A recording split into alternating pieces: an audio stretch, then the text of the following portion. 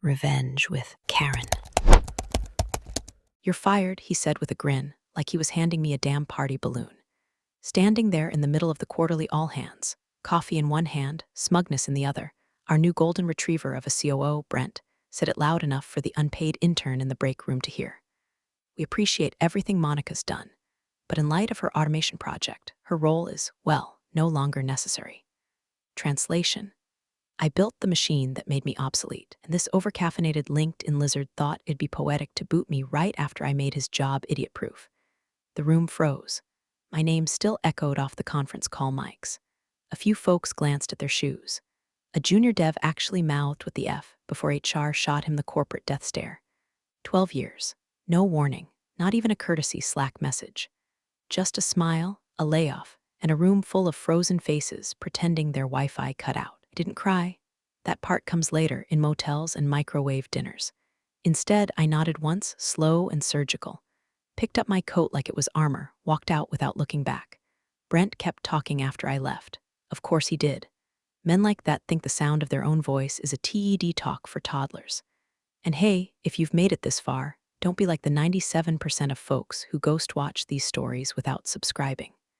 Seriously, it helps more than Brent's team building budget. Drop a like too. It fuels the spite that keeps our whole petty little operation running.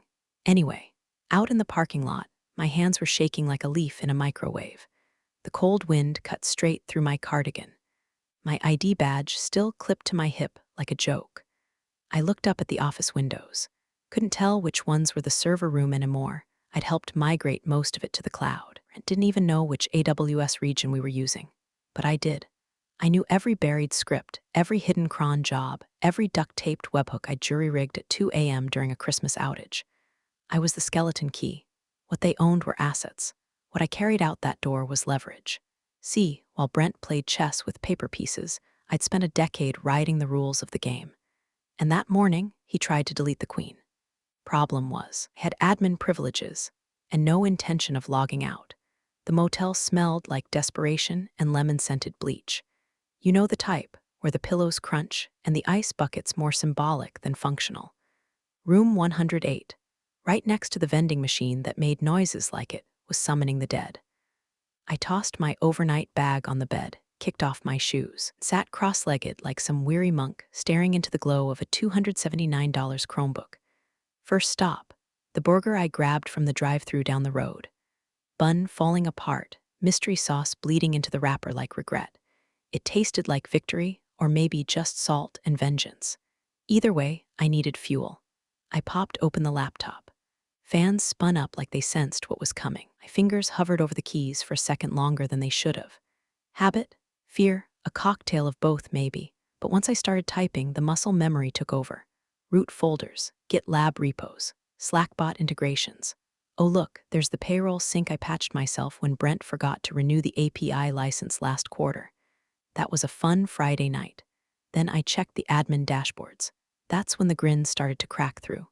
They hadn't changed a damn thing. Email services? Still under my name. The domain registrar? Mine. Billing contact for the help desk platform? Still Monica.Hale at an address Brent thought he buried in a file labeled former. Even the two-factor codes were routed to my backup number, the one I gave HR back in 2015 after a tornado knocked out power for 3 counties, and I had to manually fail over the backup systems from a Waffle House parking lot. Idiots. Not even malicious, just lazy. Too busy slapping together slide decks to notice that the digital skeleton of the company was still duct taped to my credentials. I started making backups. Quietly, patiently. No fireworks. Just downloading config files, exporting logs, and snapshotting the things only I would know how to rebuild. Hell, half of it was undocumented because I was the documentation. Can't train a junior dev to fix a system you built in a caffeine-fueled panic at 3 a.m. during a ransomware scare 3 years ago. The motel Wi-Fi stuttered like it was scared of what I was doing. Every few minutes I'd hear a couple fighting through the wall, something about a cousin and a boat. I tuned it out, because this was the part where I stopped being disposable. By the time the burger wrapper hit the trash can, I'd already resecured 3 SSH tunnels, set 1 expired token, and set up a quiet watcher script, nothing fancy, just a heartbeat monitor that would tell me when their system sneezed.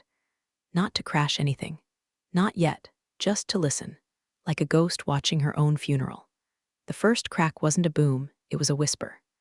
One of the old jobs I'd set up, a silent little script named Auto Client Dispatch Pie, failed to fire at 6 a.m. sharp, like it had every single weekday for the past 7 years. That script didn't do much.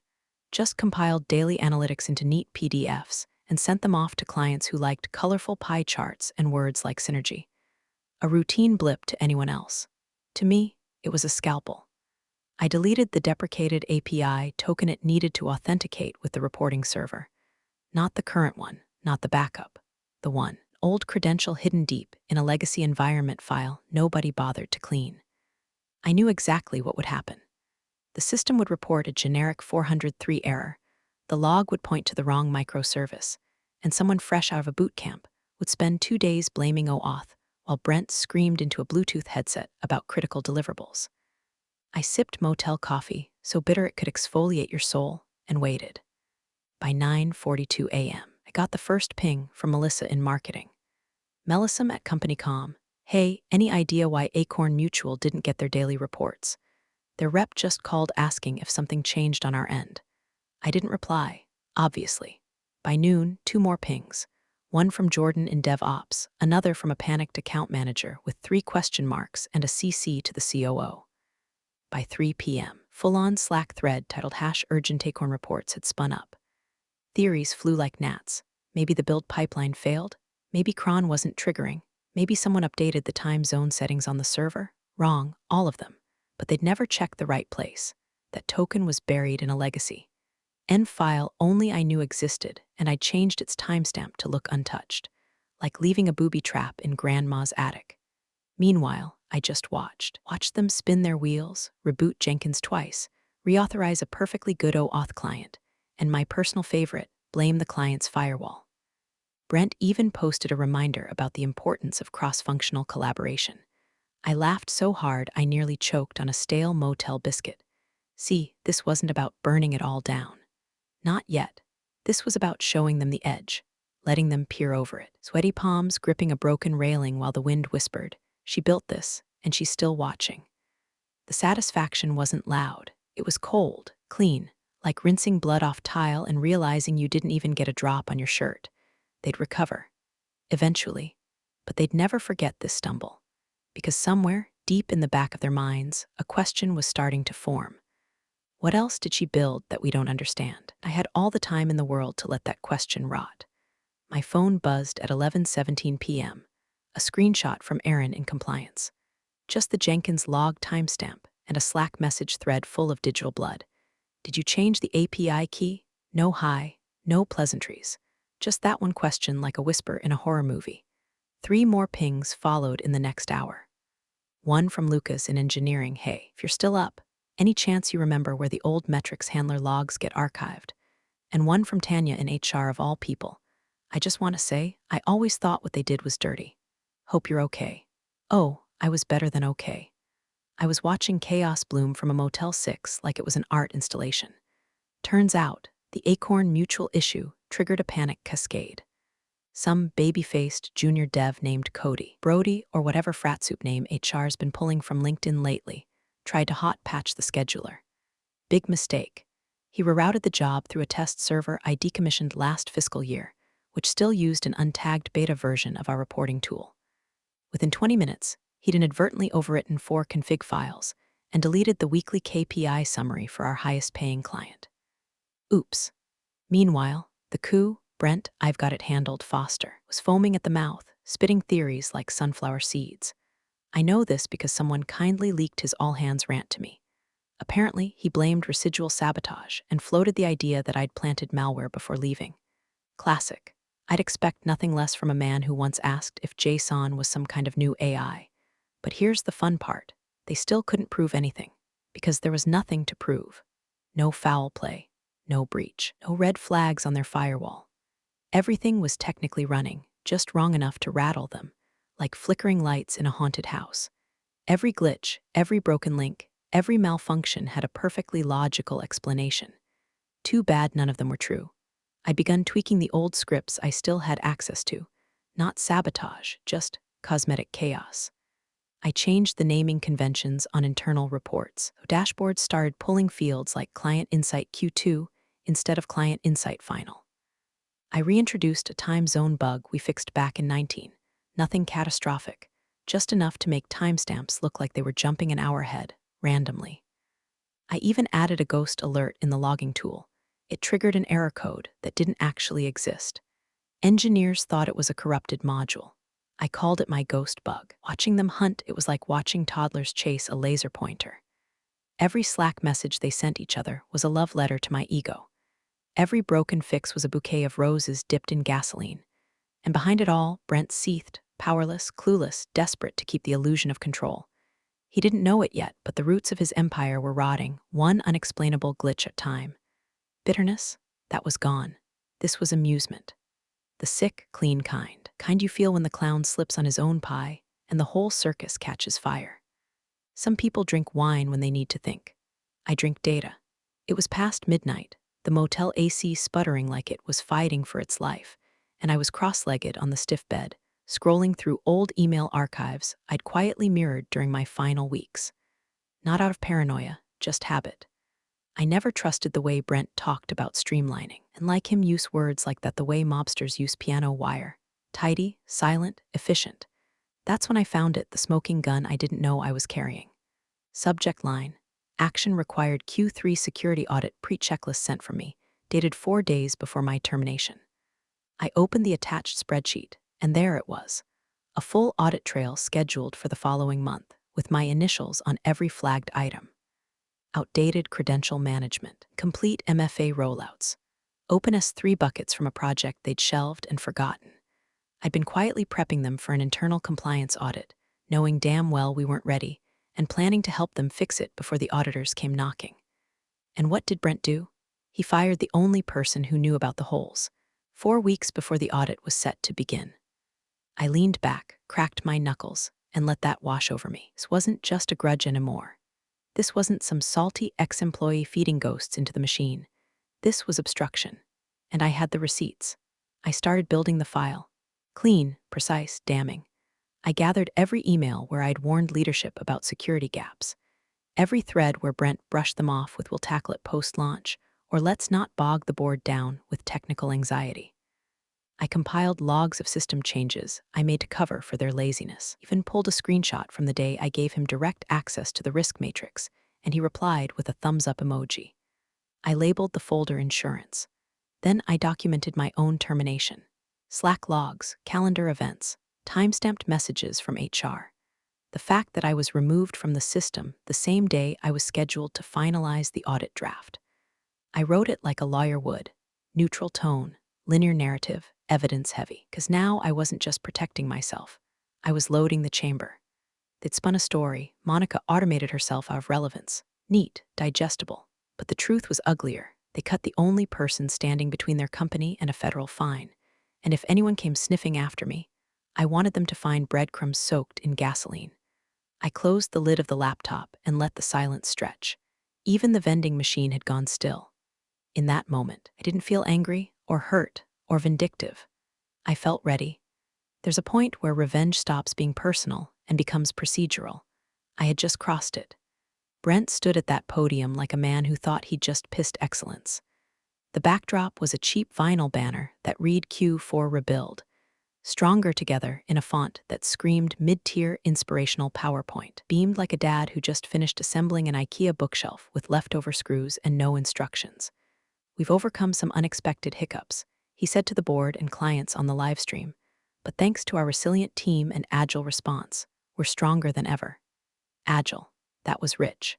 In the corner of the screen, I could see Melissa from marketing blinking like she was being held hostage off camera. She knew. At least part of her did. Did Jordan from DevOps. His jaw clenched every time Brent said resolved.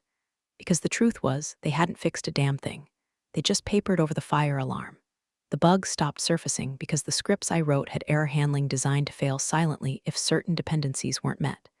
And one of those dependencies, a kill switch package linked to a private Git repo that no longer existed. I had deleted it last week, wiped it, gone. See, final move I made before walking out wasn't explosive. It was surgical.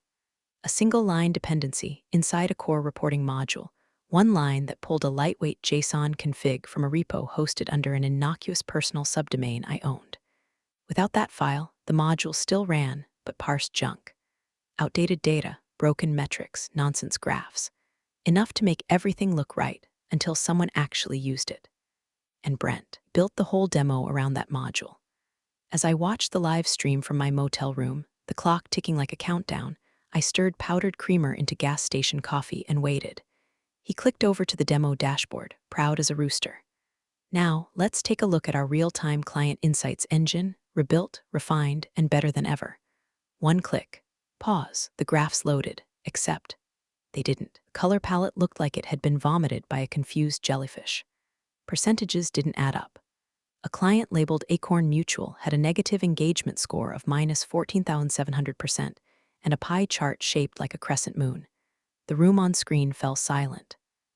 Brent chuckled, tapping the trackpad. That's clearly a rendering issue. Let me just refresh here. He clicked again.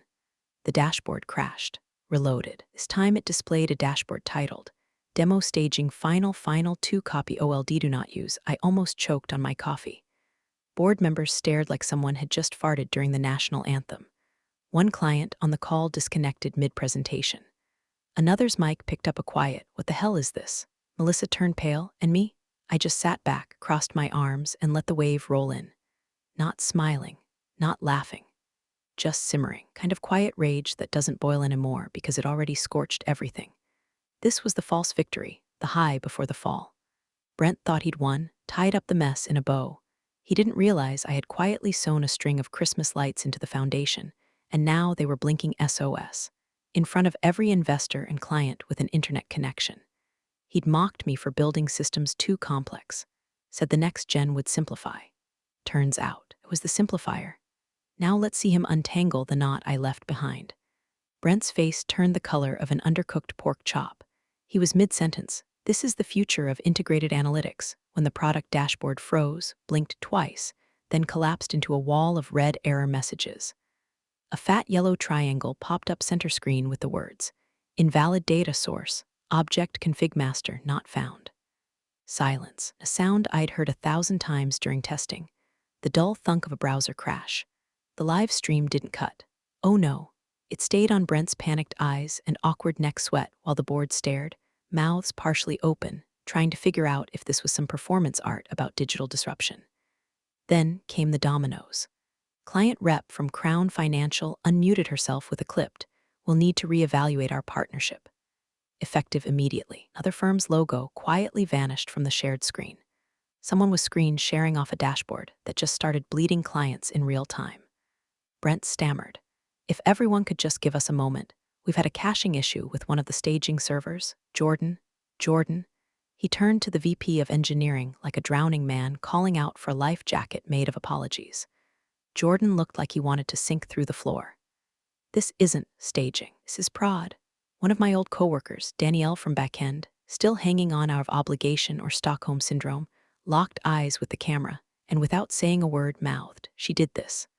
Goddamn right I did, not out of pettiness, not out of vengeance, but because Brent turned systems meant to serve into theater props. And you don't cut the woman who designed the power grid and expect to run the lights. Back in my motel room, I closed the stream, stood up, stretched. The coffee had gone cold. My joints popped like bubble wrap. I felt not proud, not giddy, clean, like I'd finally dug the last shovel of dirt off a buried landmine and walked away before anyone stepped on it. I turned back to the screen and opened the secure legal portal I'd created a few nights prior. Two-factor authentication. Encrypted upload. Metadata scrubbed clean. Side, a PDF of the audit schedule Brent tried to kill by firing me. Email chains showing he ignored security warnings. Timestamped Git logs tying his changes to known bugs. Screenshots of him approving the rollback of multi-factor authentication to reduce login friction. And the piece de resistance. A voice memo I'd accidentally recorded on my phone the day before my termination, where Brent said, laughing, "We'll just spin it as optimization. She made herself obsolete, saves me the severance." I uploaded it all. Labeled the folder compliance breach, Hail V, Parallax Tech. I didn't click send, not yet. But it was there now, anchored, airtight, permanent. Their system was collapsing in public. I was just making sure the autopsy read honest. 3 days later, landed in my inbox like a soggy ceasefire flag. Cease and desist, alleged interference with company infrastructure. The email was from some pinstripe associate at a white shoe law firm with a name like Wexler and Thorne. Paragraph after paragraph of corporate chest thumping. Cease all unauthorized access. Return proprietary materials. We are prepared to pursue civil action. I read it once, then again, just to savor the sound of their panic, dressed up in legalese. Still thought this was about revenge, about me being bitter or emotional. They didn't realize I was past all that. I wasn't angry anymore. I was surgical. I opened a fresh doc, started crafting my response like I was assembling a bomb in a jewelry box. To whom it may concern, attached please find documentation relevant to the compliance breach initiated under COO Brent Foster's direction, including internal emails referencing postponed audits. Slack logs verifying my termination preceded a planned compliance review. Dependency logs showing critical systems reliant on my personal accounts post-termination. An audio recording in which Mr. Foster characterizes my dismissal as a means of avoiding severance and audit oversight. Please be advised, should your office pursue legal action, I am prepared to submit these materials to the SEC and relevant industry compliance bodies. Additionally, I have preserved evidence suggesting deliberate obstruction of internal audits and knowingly false statements made to clients during a product failure. In lieu of escalation, I will accept a formal written statement clearing my employment record, a public retraction of wrongdoing, and the agreed severance bonus outlined in my 2018 contract, adjusted for inflation. Kind regards, Monica Hale. I CC'd their in-house legal team, BCC'd a former coworker with a conscience, and clicked send. Silence for 48 hours. Then, a reply from the same partner. Let's find a mutually agreeable resolution. Translation, we don't want this smoke. By the end of the week, the money hit my account, a tidy bonus quietly labeled consulting closure. No fireworks, no court dates. Just the sweet, antiseptic efficiency of corporate damage control. They wiped the black mark from my file, reclassified my exit as a strategic restructure, and issued a bland, backdated HR memo thanking me for 12 years of indispensable innovation. No apology. But in their world, that memo was the apology. A quiet kneel behind closed doors. Brent, still employed, for now. But the board had eyes now, questions, whispers, and me. I wasn't shaking anymore. It was sharpening. The elevator doors slid open with a soft ding, and there it was, my new battlefield. Sleek floors, floor-to-ceiling glass, and the faint smell of ambition baked into the carpet. Parallax's biggest rival, Titan Solutions. I'd reached out weeks ago, right after the firing, when the sting still throbbed like an exposed nerve. They replied in 48 hours, made an offer in 72. Their CTO called me the kind of dangerous we need on our side. Damn right. I walked through the glass doors that Monday morning in a blazer that still smelled like fresh packaging and victory. Reception smiled, offered me coffee with oat milk, not the burned motor oil I'd been chugging at the motel. My badge was already printed, laptop pre-configured, onboarding packet stacked neatly on my desk. It felt foreign, like I'd stepped into a version of reality where my brain actually mattered. By noon, I was settled in. VPN set up, password vault synced. Then my new manager strolled over, tablet in hand, and said 6 words that tasted sweeter than revenge ever could. Hey, we've got a client audit. I nodded, half listening. New account, Parallax Technologies. My hand froze halfway to the keyboard. I looked up, made sure I heard her right. She tapped the screen, pulled up the project brief. They're in damage control mode, tons of infrastructure issues, compliance flags all over the place. Brent Foster's still heading ops on their side, so, yeah, should be fun. I didn't laugh. I didn't blink. I just reached for the file, opened the audit outline, and whispered to myself, oh, this'll be fun. Because now, I didn't have to sneak in through the cracks. I was walking through the front door, clipboard in hand, receipts ready, wearing their competitor's logo like a scalpel.